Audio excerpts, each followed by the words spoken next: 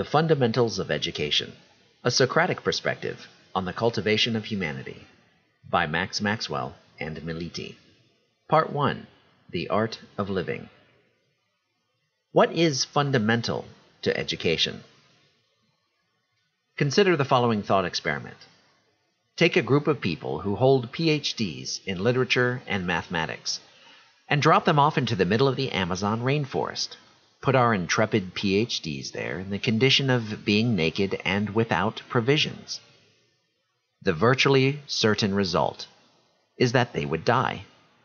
I can easily imagine those highly educated PhDs desperately roaming about the rainforest like undeveloped and uneducated babies, stumbling to their deaths.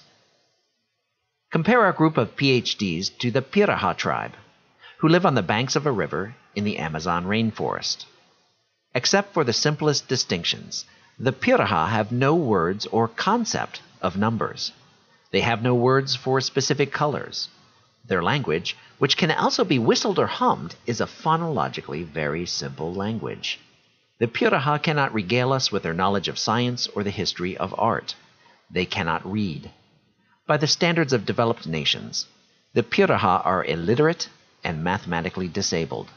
Yet any fully functioning member of the Piraha tribe, to quote the New Yorker, quote, can walk into the jungle naked, with no tools or weapons, and walk out 3 days later with baskets of fruit, nuts, and small game, end quote.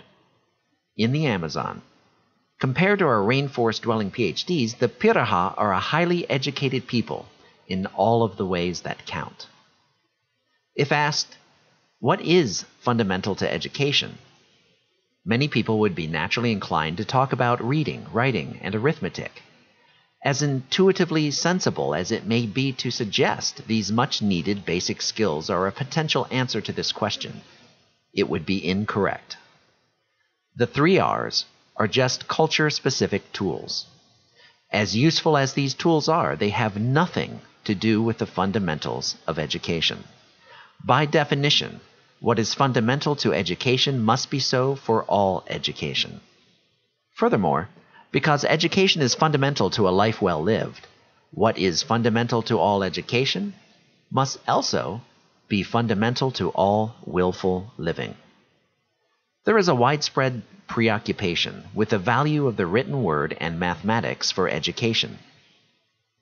However, much of the learning a properly developed human being should experience in the course of a life well lived is experienced without any reading, writing, or mathematics.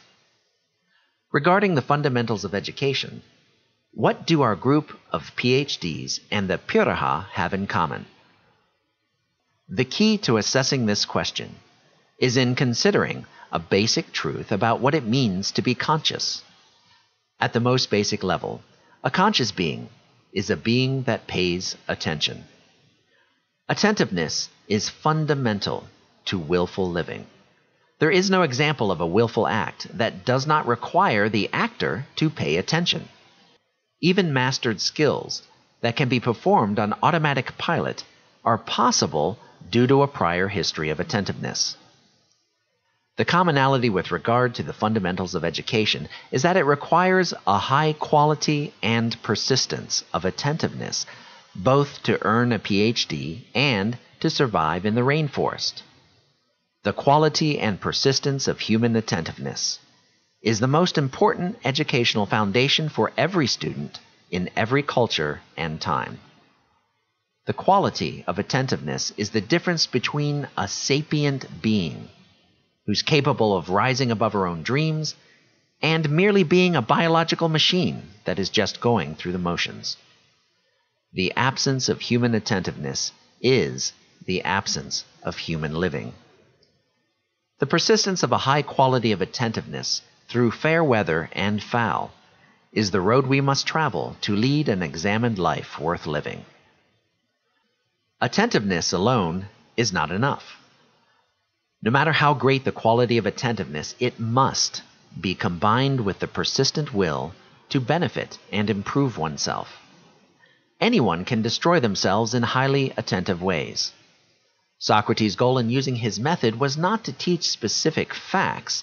Socrates sought to inspire people to give the fullness of their attentiveness to living an examined life.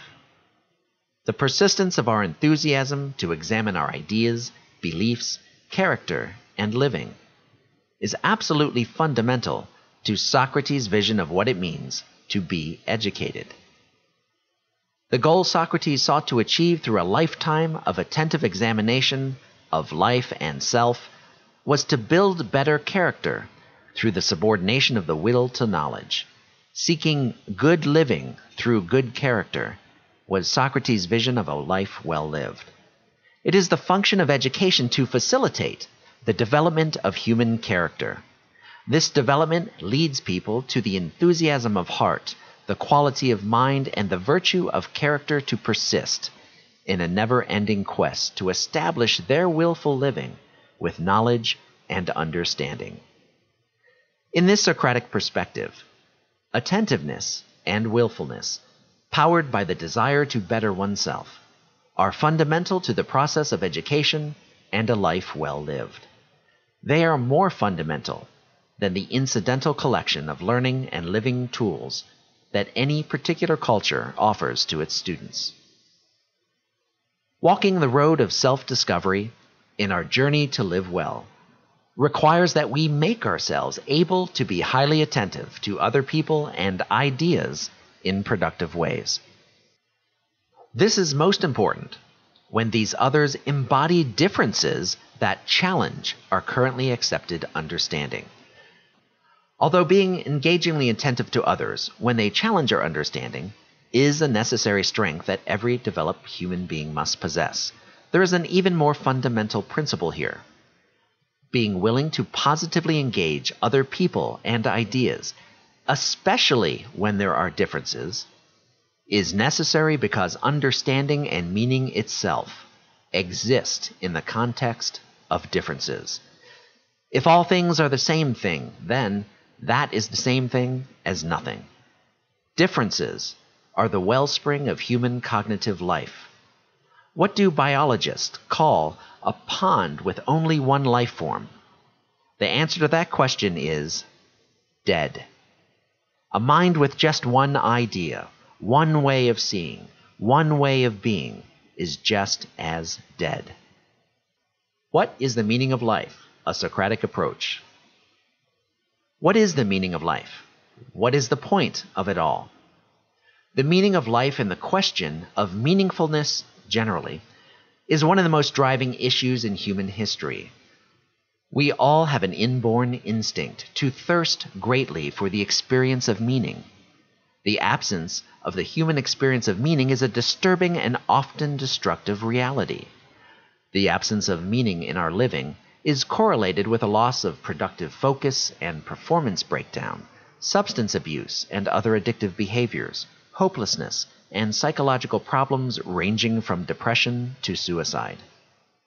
Human beings desperately desire the experience of meaningfulness. Our instinct to experience meaningfulness is often translated into the question about the meaning of life.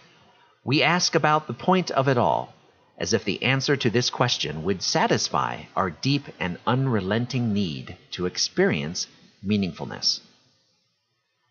Even if we had a definitive answer to the question of the meaning of life, we would still need much more than that answer in order to satisfy our unrelenting thirst for meaning. There is another method for approaching our quest for knowing meaning in life that is significantly more effective than merely asking, what is the meaning of life? This approach is consistent with the Socratic philosophy of education that is articulated in this essay. The Socratic method, and that pun is intended, of addressing the question of meaning gives us daily access to satisfying our needs to experience meaningfulness. This stands in contrast to having the correct answer to the meaning of life, which would just sit in our heads like a shallow, pat answer in the absence of living an examined life. The human experience of meaning, no matter if such experiences may or may not be logically validated as true or false, always requires a context of associations. Nothing means anything in and of itself. In pure isolation, any particular thing means nothing. The existence of meaning in the human mind always demands that different things be associated together in some way. Think of the meaning of a pen. The meaning of a pen is inconceivable without the context of association with other ideas such as writing, paper, communication, a knowledge of its construction, etc. There is not one human experience of meaning in the history of our species that did not involve some form of the association of different things. Without differences, meaning is impossible. We cannot answer the question of the meaning of life in the same way that we can answer the question about the meaning of an umbrella. Now, this is true to the extent that any such answer requires a context of association. We are quite versed in the context of the use and functioning of an umbrella. However, the full context of life eludes us. Once we reach the limit of our ability to associate a knowledge of what is in and beyond this universe, the question of the actual meaning of life becomes a useless focus. Instead of asking what is the meaning of life, this Socratic perspective leads us to ask, can I live meaningfully? The shift from the first to the second question is a shift from a focus on an abstract idea to the first-hand process of our own living.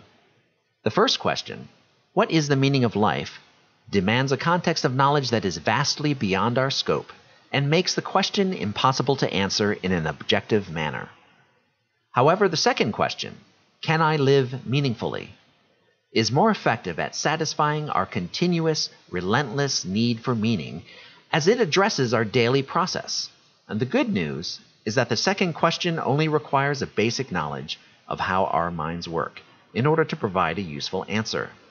It is to the second question about our capacity to live life meaningfully that this Socratic philosophy of education offers a definitive yes. This essay will articulate the foundations of a Socratic philosophy of education that stand at the very center of the human quest for meaning. For now, I will tie off our current discussion on meaning by relating one principle. It is true that all experience of human meaning require that differences be associated. However, it is not just that we desire specific experiences of meaning that drives us. We desire more than any particular experience of meaning at any particular time. The human quest for meaning is organized around our deep and unending need to experience a stable continuity of meaningfulness throughout our lives. It is towards establishing a rich and stable continuity of meaning in our living that this Socratic philosophy of education addresses itself. The main principle in regard to satisfying our need to experience continuity in the meaningfulness of our living has to do with the human cognitive capability to continually rethink and reassociate. Once we have made enough associations in our brains to form one experience of meaning, continuity demands that we have the ability to reassociate the data of our meanings as the circumstances of our thinking and living change. We are always having to rethink things. Discovering new understandings through new contexts of association is a developmental necessity of human life. The richness and continuity of our habits of examining life will correlate at a basic level with the richness and continuity of our experience of the meaningfulness of our living. Without paying high-quality attention to the differences that life continually brings to our minds, we are lost to our ability to deepen our experiences of the meaning of life. It is the worldview that never changes, never adapts, never examines itself, which dooms the human spirit to the despair of meaninglessness when life's circumstances do not fit into the nutshells we have created for ourselves. It is the mind that never loves to tear apart its own ideas through self-examination that get trapped in the meaninglessness of clinging to frozen and obsolete understandings. The structure of the principle of continuous reassociation and its relationship to the continuity of meaning will be explored in detail in Part 3 of this essay through the study of the relationship between repetition, variation, complexity, and meaning. For now, I observe that most people would say a meaningless life is not worth living. Plato had Socrates say the same thing with different words. Socrates said, quote, "The unexamined life is not worth living," end quote. The continuity of our experience of meaning and the continuity of our habit of examining life are inseparable realities that walk together, hand in hand, to make a life worth living. These realities are inseparable because a lifelong habit of continuous examination makes us skillful at reassociating ideas and data. The one who lives an examined life is already prepared through vigorous habit to do the work needed regarding reestablishing meaning, when life itself destroys our beliefs, values, and worldview. The continuity of our experience of meaningfulness is safeguarded by the continuity of the habit of leading an examined life. It is the one who lives an unexamined life who is unprepared to do the reassociating work needed to rebuild meaningfulness when life takes it away from us. The examined life, with its emphasis on the priority of doing our own original work, to create our own understanding, is critically important to the human quest for meaning.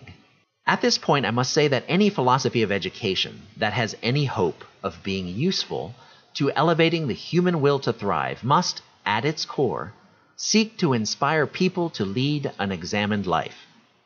It is the persistence of enthusiastic, engaging, and willful attentiveness that gives us our greatest capacity to grow and evolve. Without the differences that other people and ideas bring to us, there is nothing to attend to, and the creation of knowledge, understanding, and the human experience of meaning is impossible. In the absence of our capacity to thoughtfully examine our ideas, beliefs, and living, human life becomes less human. The absence of high-quality attentiveness to differences is the absence of conscious living. Collapsing into defensive posturing when differences challenge our understanding is a serious weakness that Socratic education seeks to eliminate. We cannot allow overt conflict or avoidance to be the preferred method students use to deal with other people and ideas when those others challenge their understanding. Being trapped in our own understandings because we are afraid to give our attentiveness to associating new ideas and new information is the fast road to destroying our capacity for living meaningfully. This fundamentally life-destroying weakness must be replaced with the ability to enthusiastically, willfully, and persistently engage our full attention to differences and challenges as we productively thrive in the midst of extraordinary diversity. Leading an examined life is the outcome that education must seek to establish in every student. The examined life is necessary for healthful thriving and for maintaining a significant quality and continuity of meaning in our living. This essay will unpack the underlying psychological principles, character traits, and habits of human relatedness that underlie all successful education and make the living of an examined life possible. I will demonstrate the centrality of the Socratic method and philosophy of education to the foundations of all human thriving in our quest for meaning.